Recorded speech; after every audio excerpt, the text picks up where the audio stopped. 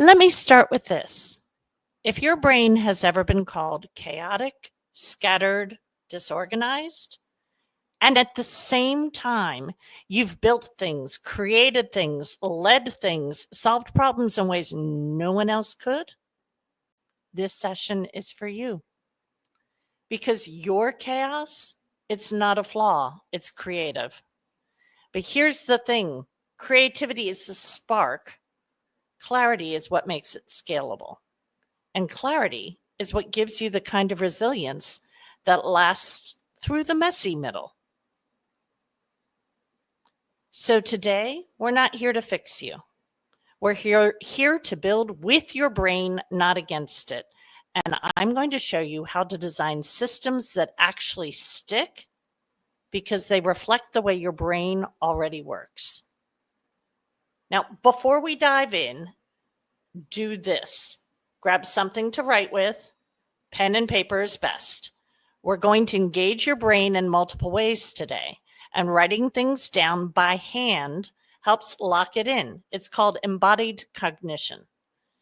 Even if you never look at these notes again, the act of writing will help you retain and process more.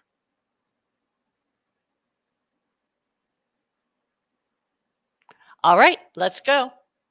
How many systems have you tried? Apps, planners, color-coded task lists, Notion setups, bullet journals. All of them felt good for a few days, maybe a week, and then you fall off. You forget, you lose steam. That's not because you're broken. It's because those systems were designed around a completely different brain type. Most traditional systems assume you're motivated by importance. You can stay consistent without novelty. You respond well to routine. But for many ADHD and neurodivergent thinkers, that's not how the engine runs. You're often wired to respond to novelty, urgency, emotional connection, momentum, and visual feedback. If your systems don't account for that, they will fail no matter how good your intentions are. I want to pause and ask, what's one system you've tried that didn't work? And why do you think it didn't? You can drop it in the comments. You can write it in your notes. This is how we start separating what works for them from what works for you. Here's how we're going to flip it. This is the framework I use with ADHD and neurodivergent clients who are building businesses, managing creative work, or just trying to get their systems to stick. There are 3 parts. What gets you going? Not what you should do. What actually sparks motion? A short deadline, a visually clear to-do list, body doubling or co-working, verbal processing, novelty or challenge. When you know your fuel, you stop forcing motivation and start creating conditions that actually engage your brain. Write this down. What are your top 2 focus fuels? What actually gets you into action? Feel free to drop one in the comments, but write it down. That's the important part. This is where most systems break. You don't need minute-by-minute routines. You need containers, flexible structure that guides your energy without boxing you in. Think maybe mornings equal creative deep work and afternoons are for admin, or there are theme days like CEO day, delivery day, buffer day, sprints instead of schedules. The goal isn't control, it's clarity. So you know where to point your energy without deciding from scratch every time. Micro rituals are the bridge between chaos and clarity. They help you start, transition, or reset using minimal effort. So that's our next step here, anchoring with micro rituals. Here's a couple examples. 2-minute timer before starting a task. A daily shutdown sentence to close your day. Moving a sticky note from doing to done. I'm a huge fan of sticky notes. If you've ever been to one of my workshops, you know that.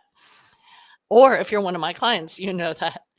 Another one, a song that signals focus mode. Yep. Hey, I'm sitting in my studio and we're going to talk about music.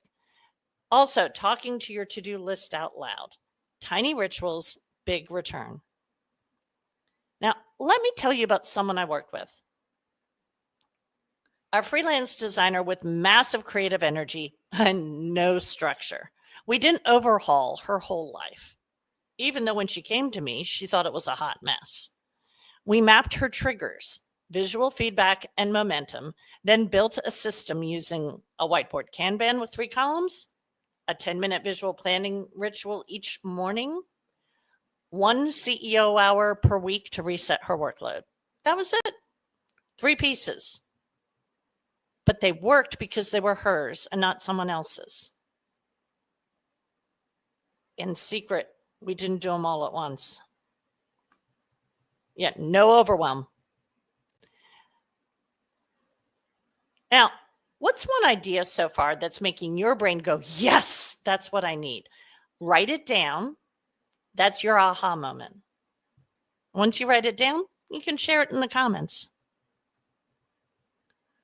Now, let's bring it all together. Chaos is creative. It means your brain is alive, active, curious, full of ideas. But clarity is what makes that creativity scale. And scaling doesn't mean hustle. It means building systems that reflect your strengths so you can show up with more ease, focus, and resilience.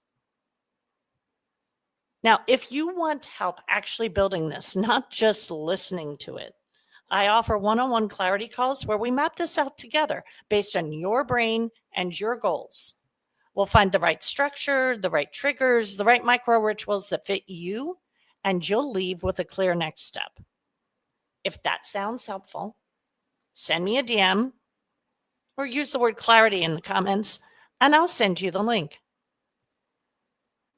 And we always close by sharing it forward. If someone came to mind during this training, a creative friend, a neurodivergent peer, a business owner or a founder, someone quietly struggling with systems that don't work, please send them the replay.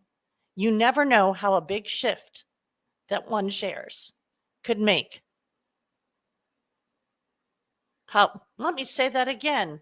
You never know how a big shift that you share could make a huge difference for someone else. Thanks for being here today. Your chaos is valid, your creativity is powerful, and your clarity, that's what makes it sustainable. You don't need to force focus. You just need a system that works for you.